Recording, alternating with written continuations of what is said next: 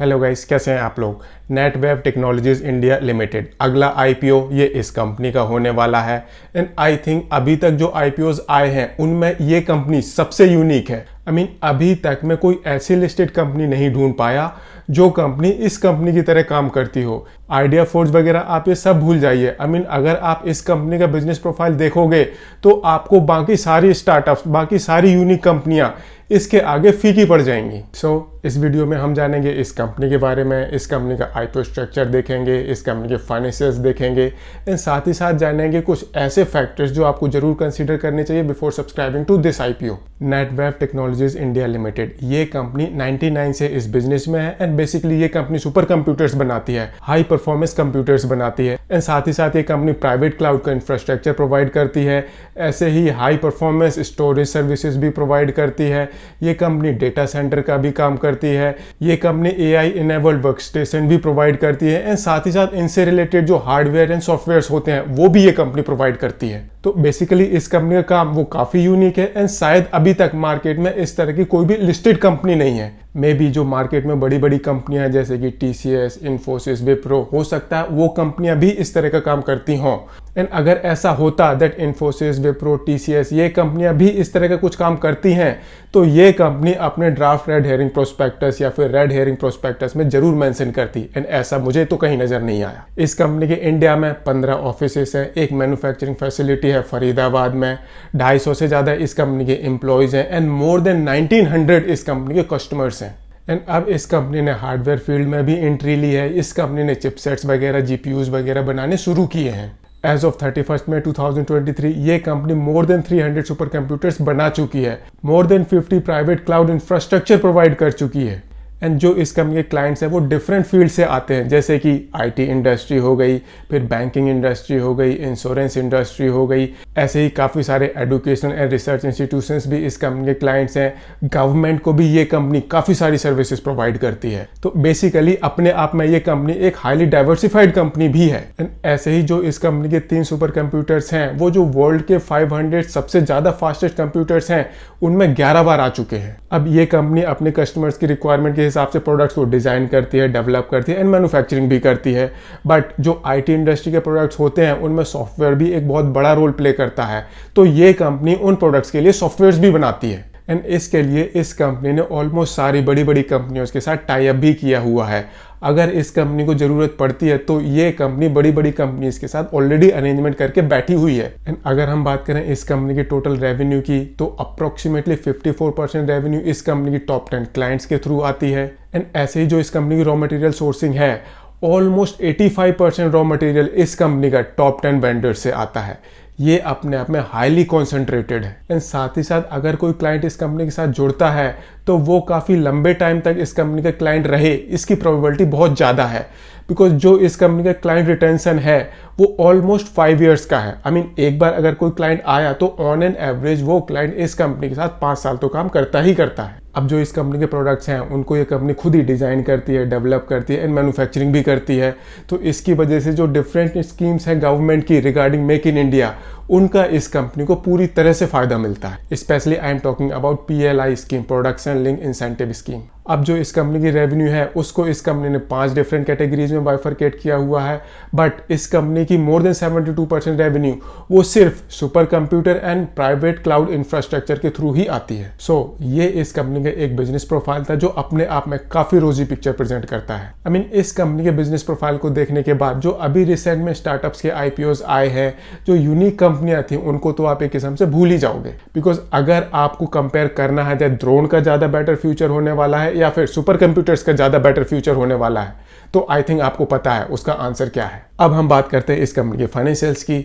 अगर हम इस कंपनी की रेवेन्यू देखें तो शुरू में तो इस कंपनी की रेवेन्यू कोविड की वजह से थोड़ी सी नीचे आई, बट उसके बाद इस कंपनी की रेवेन्यू वो हर साल ऑलमोस्ट डबल हो जाती है। एंड जो इस कंपनी की टोटल रेवेन्यू है उसमें से मोर देन 90% रेवेन्यू वो सिर्फ और सिर्फ प्रोडक्ट सेल के थ्रू आती है। बिकॉज ये कंपनी सुपर कंप्यूटर्स बनाती है, प्राइवेट क्लाउड इंफ्रास्ट्रक्चर प्रोवाइड करती है, तो वहां पर आपको काफ़ी सारा हार्डवेयर चाहिए होता है। एंड बेसिकली ये वो कैटेगरी है जहां पर आपको काफ़ी ज़्यादा अमाउंट में प्रोडक्ट्स का यूज़ करना पड़ता है। अगर आपको सुपर कंप्यूटर बनाना है, काफ़ी सारे पार्ट्स चाहिए होंगे। ऐसे ही अगर आपको प्राइवेट क्लाउड इंफ्रास्ट्रक्चर बनाना है तो उसके लिए भी आपको हार्डवेयर तो चाहिए ही होगा। एंड यही रीज़न है दैट इस कंपनी की मोर देन 90% रेवेन्यू वो प्रोडक्ट सेल के थ्रू आती है। एंड अगर हम इस कंपनी का प्रॉफिट देखते हैं तो जो इस कंपनी का प्रॉफिट है वो हर साल डबल से भी ज़्यादा हो जाता है। ऑपरेटिंग कैश पहले इस कंपनी का नेगेटिव था, बट अब ये कंपनी अपने ऑपरेशन से अच्छा खासा कैश जनरेट कर रही है। एंड जो इस कंपनी की बोरोइंग्स हैं, अगर हम इस कंपनी की प्रॉफिटेबिलिटी देखें तो वो विद इन लिमिट है। आई मीन इतना बड़ा कोई कंसर्निंग फैक्टर नहीं है। ऐसे ही अगर हम इस कंपनी के मार्जिन्स देखें तो फिर चाहे वो ग्रॉस मार्जिन्स हो, एबिटा मार्जिन्स हो, नेट मार्जिन्स हो, रिटर्न ऑन इक्विटी हो, रिटर्न ऑन कैपिटल एम्प्लॉयड हो, वो सबके सब इंप्रूव होते जा रहे हैं। एंड अगर कोई कंपनी इस तरह की फाइनेंशियल परफॉर्मेंस प्रेजेंट करती है तो वी कैन एक्सपेक्ट दैट उस कंपनी का जो फ्यूचर है वो काफी ब्राइट होने वाला है। सो अब जानते हैं इस कंपनी के आईपीओ के बारे में। इस कंपनी का टोटल आईपीओ साइज वो 1 करोड़ रुपए का होने वाला है। इसमें से 206 करोड़ रुपीज का फ्रेश इशू है एंड बाकी ऑफर फॉर सेल है। एंड इस आईपीओ के थ्रू जो पैसे इस कंपनी के पास आएंगे उनका ये कंपनी यूज करेगी अपनी डेट्स की रीपेमेंट के लिए, कैपिटल एक्सपेंशन के लिए, वर्किंग कैपिटल को मैनेज करने के लिए, एंड कुछ पैसे यूज होंगे जनरल कॉर्पोरेट पर्पसेस के लिए। 17 जुलाई को इस कंपनी का आईपीओ ओपन होगा, 19 जुलाई को आईपीओ क्लोज हो जाएगा एंड 27 जुलाई को इस कंपनी की बोथ बीएसई एंड एनएससी में लिस्टिंग होगी। 475 रुपीज से 500 रुपीज का प्राइस बैंड है एंड 30 शेयर का लॉट साइज है। इस हिसाब से जो आपकी मिनिमम इन्वेस्टमेंट होगी वो होगी 15,000 रुपीज की। सो अभी तक हमने इस कंपनी के बारे में जाना, इस कंपनी का आईपीओ स्ट्रक्चर देखा, इस कंपनी के फाइनेंशियल्स देखे। अब देखते हैं क्या आपको इस कंपनी के आईपीओ को सब्सक्राइब करना चाहिए या नहीं। इस आईपीओ को सब्सक्राइब करना है नहीं करना ये आपका पर्सनल डिसीजन है एंड मैं कहीं से भी आपको इस कंपनी के आईपीओ को सब्सक्राइब करने की राय तो बिल्कुल भी नहीं दे रहा। इसके लिए आप अपने इन्वेस्टमेंट एडवाइजर से ही पूछें। बट साथ ही साथ जो हमने अभी फैक्टर डिस्कस किए हैं एंड जो अभी हम डिस्कस करने वाले हैं उनको भी आपको जरूर कंसीडर करना चाहिए। अगर हम इस कंपनी का बिजनेस प्रोफाइल देखते हैं तो वो अपने आप में काफी यूनिक है।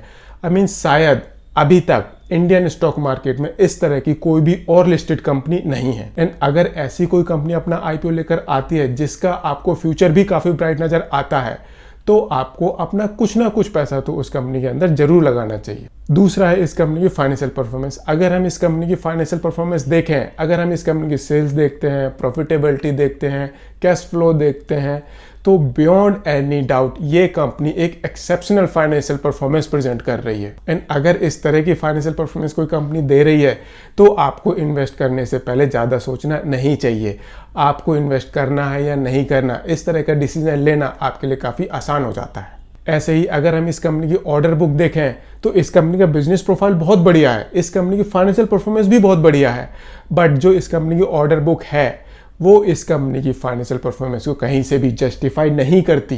दैट मीन्स ये एक ग्रे एरिया है दैट इस कंपनी की ऑर्डर बुक इस कंपनी के फ्यूचर को कहीं से भी नहीं बता रही।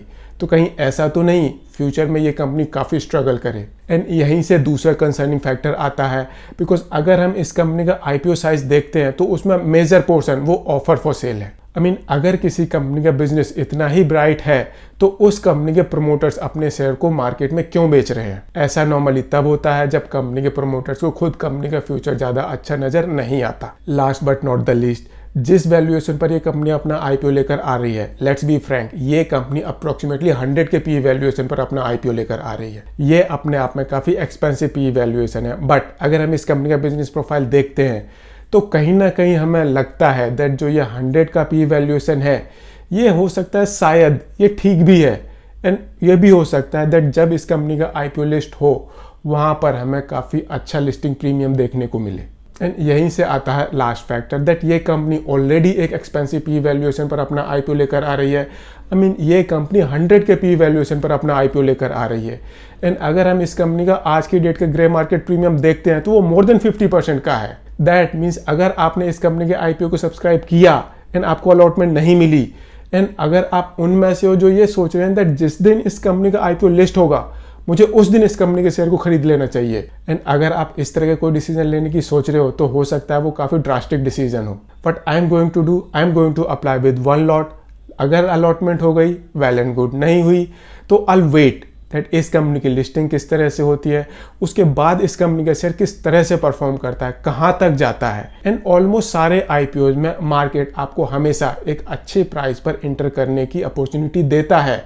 लिस्टिंग डे के अलावा की बात कर रहा हूँ। अगर आपको ये वीडियो पसंद आया हो इसे लाइक शेयर जरूर करें एंड चैनल को सब्सक्राइब करें। Thank you.